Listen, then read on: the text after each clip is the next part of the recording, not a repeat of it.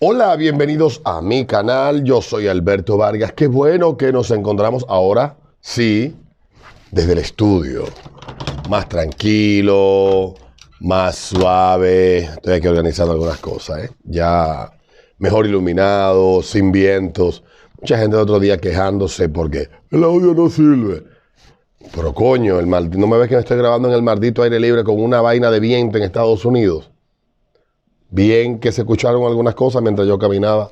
Bueno, pero ya estamos bien, ya estamos aquí en cabina y es una semana de verdad complicada luego de lo que ha pasado en Canadá, donde Justin Trudeau prácticamente ahora se ha declarado emperador, lo que está pasando con Rusia, Ucrania y Estados Unidos, que el señor Biden ha dicho que la libertad cuesta, que los precios de los combustibles van a seguir subiendo, y le digo a los dominicanos que tomen muy en cuenta lo dicho por el presidente Biden en Estados Unidos, porque realmente lo que viene será brutal. Así que, bueno, cuando digo que viene, no creo que se den muchas galletas ni que entremos a la Tercera Guerra Mundial ni nada por el estilo. Yo leí algo que tiene que ver con la Guerra Fría, tenía que ver, decía la afirmación, que nunca se llegó a una confrontación armada entre Estados Unidos y la Unión Soviética de aquel entonces, porque ambos tenían la capacidad de eliminar, lo que pasa es que estoy traduciendo la frase, de borrarse el uno al otro. O sea, cuando Rusia en el año 49 más o menos logra desarrollar su primera arma atómica, aparte de tener un ejército enorme y un tamaño impresionante, y todo el poderío económico que acumuló aquella Rusia posguerra también, igual que Estados Unidos, lo que hizo fue pura y simplemente eso, irse al plano de una guerra velada, como que está ahí, ¿qué puede pasar? Pero no atrevemos a darnos porque los dos tenemos la capacidad de partirnos el culo y feo. Irving Gatel, que es un periodista mexicano, ha dicho sobre este particular en Rusia y Estados Unidos, que ya las guerras no se pelean como antes, que hoy las guerras se pelean de otra manera, que Rusia sabe que está en desventaja frente al resto de Occidente. Hablamos de las guerras económicas, que es algo como lo que estamos viendo entre Estados Unidos y China, que Rusia lo que está buscando es básicamente algunos objetivos geopolíticos de repliegue, dice Irving Gatel, de la OTAN de Ucrania, y que logrado esto, Rusia no está en capacidad de embrujarse con las sanciones y con los problemas económicos que puede acarrear una guerra, que aunque si bien es cierto que gran parte de Europa tiene una gran dependencia en el combustible, en el gas que viene de Rusia, también es cierto que Rusia necesita venderle ese gas a alguien y ese dinero. Entonces esto lo complica todo. Es un esquema complicado, de verdad, el que se está dando hoy. Pero no quiero hablar de Rusia, sino de el tema que está caliente en el día de hoy. Ya eso de Rusia lo hablaremos otro día. Yo me voy a dedicar más tiempo a leer tanto lo que se dice en Rusia como lo que se dice en Europa, porque a todo esto yo no me he sentado a leer los análisis de los periodistas y los medios rusos, aunque estén sesgados a favor de Putin por la misma imposición que le puede hacer el régimen. Pues yo quiero leer la visión interna de ellos sobre todo esto antes de fijar ya una posición más clara frente al tema. Yo sigo pensando igual que Irving. En el mundo, con los problemas que tiene hoy el mundo y que ha enfrentado durante los últimos 2 años, los problemas que tiene Rusia, problemas serios económicos, no es como para que nos embrujemos en una guerra. No creo que eso vaya a pasar. Yo creo que esto es una cuestión que, en el mismo caso de Estados Unidos, que Biden está tratando de alar por los pelos, los medios en Estados Unidos le han dado mucha importancia a esta situación, a ese conflicto entre Rusia y Ucrania. Parece más, me recuerda a mí, yo aquí hablé del caso de la guerra entre España y Estados Unidos, y cómo a través de los medios de comunicación se creó las condiciones para que esta guerra se diera. En esa guerra perdió España a Puerto Rico, a Filipinas, y ahora no recuerdo cuál otro más. Sé que Cuba se independizó en ese mismo proceso, y todo vino de esa situación. Pero vamos a ver qué termina pasando. Lo que sí quiero hablar es de Juan Bolívar Díaz. Juan Bolívar Díaz es un periodista dominicano con una larga trayectoria en los medios de comunicación, considerado por algunos como uno de los baluartes de la lucha por las libertades y la libertad de expresión durante el régimen de Joaquín Balaguer, y bueno, un gran opositor de Balaguer, pero también un hombre vinculado a ciertas élites intelectuales de República Dominicana, junto a los cuales ha activado políticamente a través del movimiento político Participación Ciudadana, que ha sido financiado desde Estados Unidos, y él, pues, aliado de otras entidades internacionales, etcétera. Es un tipo que tiene una trayectoria de activismo político disfrazado de civil en República Dominicana. Usted puede estar de acuerdo o con él, y también nadie puede discutir que con toda libertad él ha decidido, a partir de las cosas que él cree y que él entiende oportuno, él ha decidido, pues, cerrarse con esas posiciones, a lo cual tiene derecho. Él, en esta semana, ha sido noticia. ¿Por qué?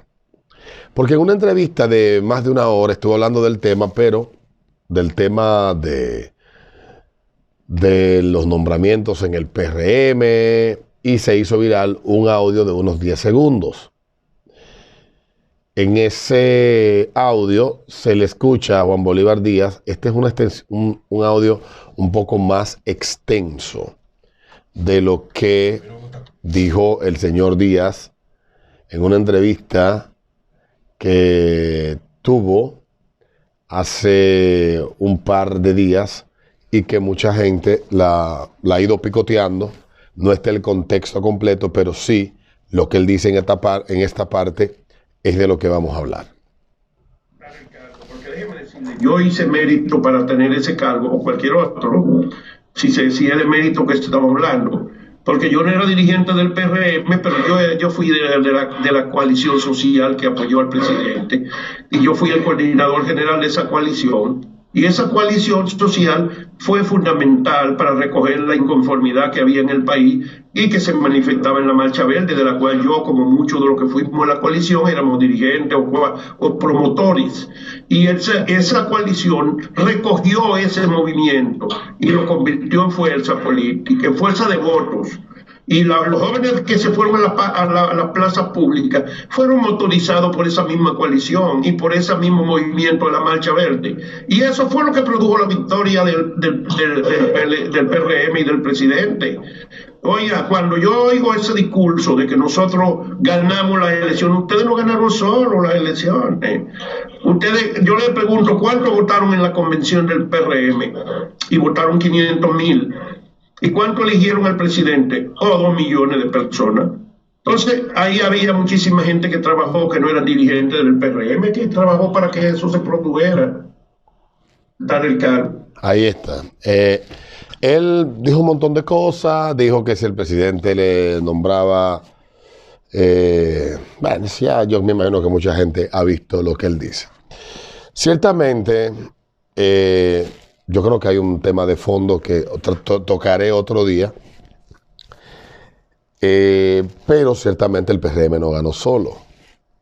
Pero hay un discurso que va ganando tracción en República Dominicana, que es el discurso antipolítico.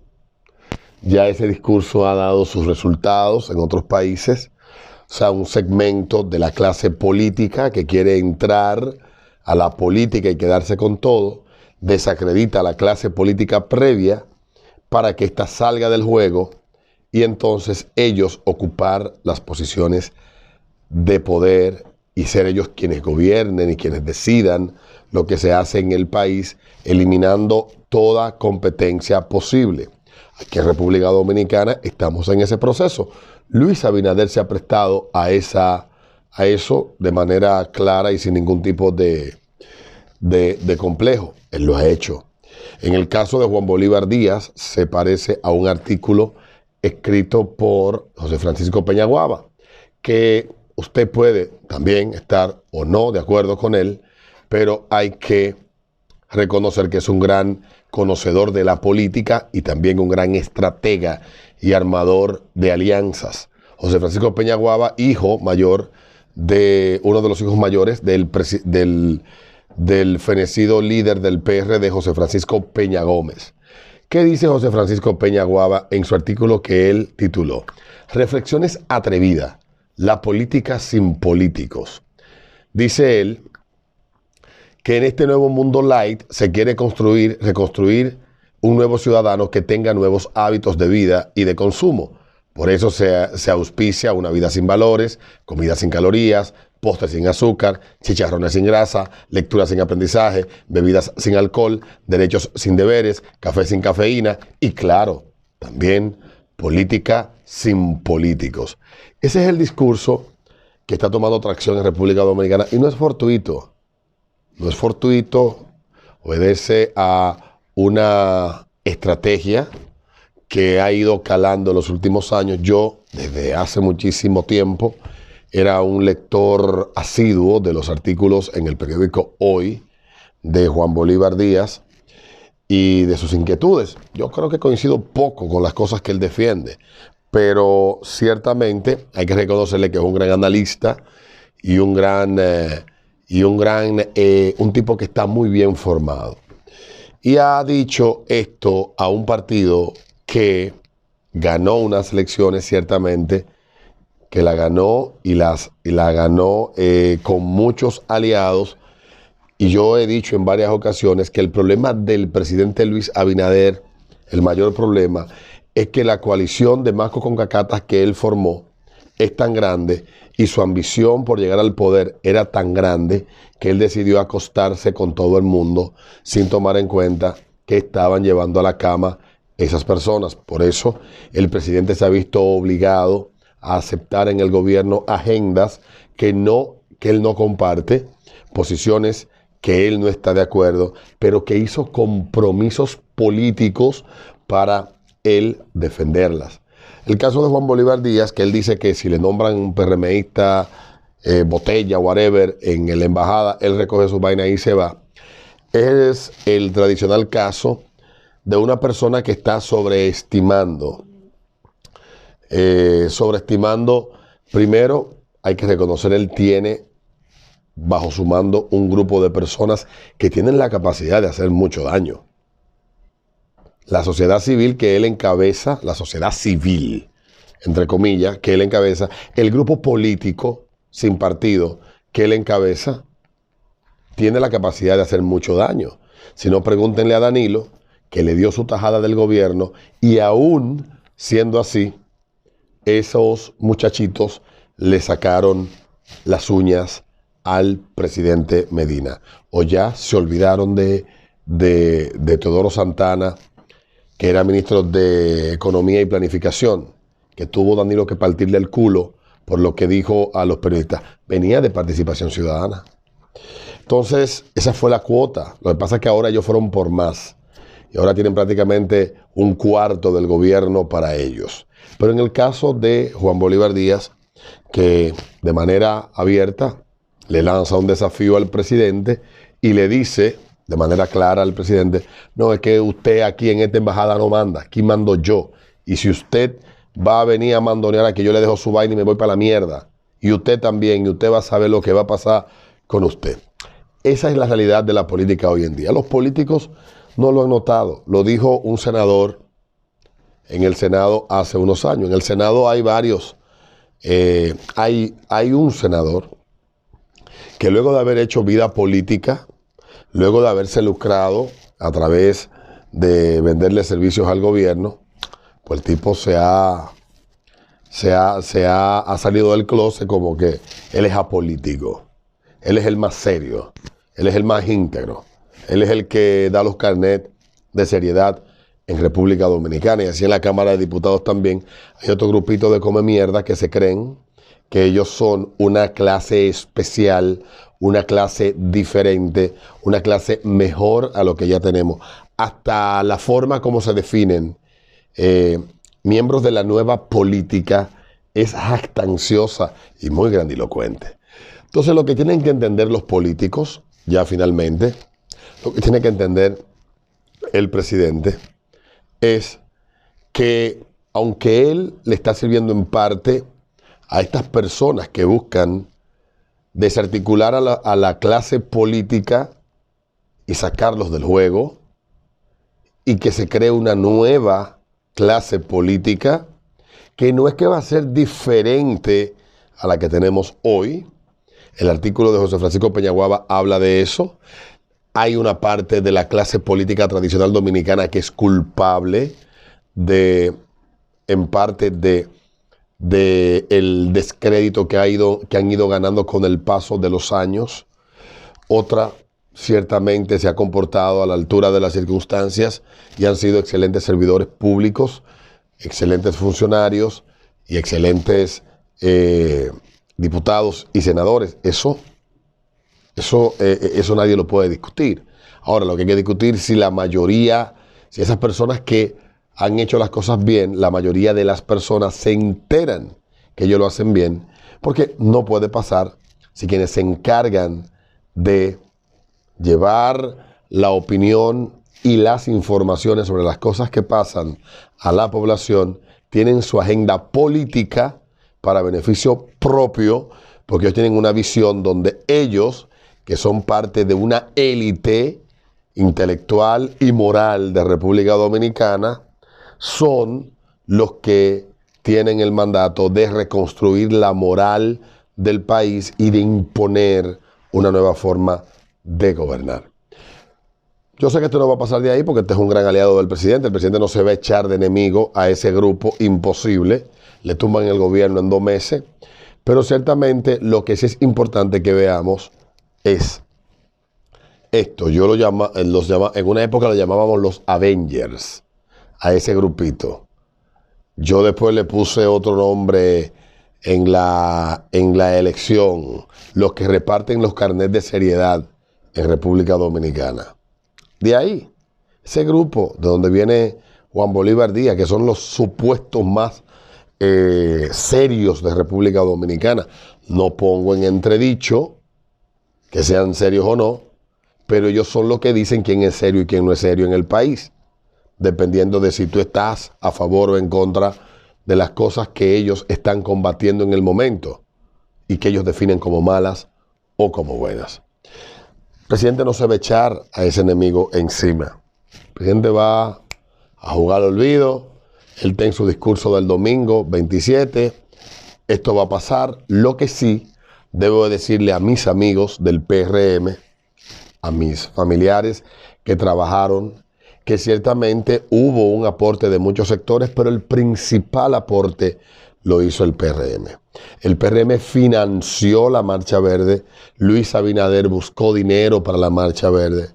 El PRM fue quien estuvo detrás de todo el movimiento logístico y de movilización de personas, porque aquí el que no sabe de política sería el único que crea que movilizar a decenas de miles de personas pasa de la noche a la mañana. Hay una logística, hay una movilización que solamente los que han armado, los que han activado en la política, la conocen. Igual pasó con la Plaza de la Bandera, que este caballero reconoce que fue una acción, una estrategia, algo llevado a cabo por ellos. Y después saldrá a la luz cómo influyó ese mismo grupo para que quienes estaban al frente de la Junta en el 2020 dejaran que el caos se desatara, cancelar las elecciones, achacárselo al PLD, llevar este país al borde de una guerra civil, porque era lo que se estaba jugando aquí, que nos entramos a galleta entre todos. Digo, tenemos una exageración. Entrarnos a galleta para que entonces no hubiera forma humana ni posible de que el PLD tuviera la moral alta ni el respaldo de un sector de la población para que le fuera a votar. Esa es la verdad, aunque estábamos hartos una parte de la población del PLD. Pero fuera de eso, hay que reconocer que esta gente ya está admitiendo sus pecados o lo que hicieron. Así que hay que dejarlos tranquilos, que ellos solos se van a canibalizar. A mis amigos del PRM que creen que yo los odio, como ex PRDista puedo decirle a ustedes, hay cosas que nos unen más que las que nos separan. El problema está en que ustedes se dejaron utilizar como pendejos por un grupo que quería llegar al poder sin mojarse los pies.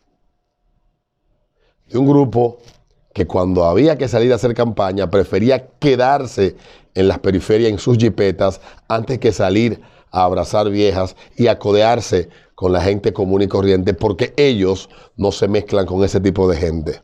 Ustedes hicieron un gran trabajo. Yo tengo amigos en el PRM, mi prima es dirigente del PRM, tengo amigos diputados, tengo amigos regidores, tengo amigos alcaldes del PRM.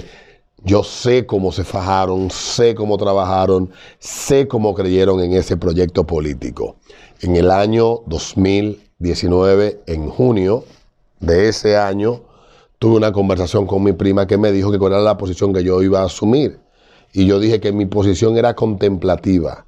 Y ella me dijo, pues la mía no. Una gran dirigente del PRM en la provincia de Sánchez Ramírez. Dijo, ya yo voy a hacer todo lo que deba para que Luis sea presidente. Y hoy es presidente. Y hoy mi prima está sentada en su casa.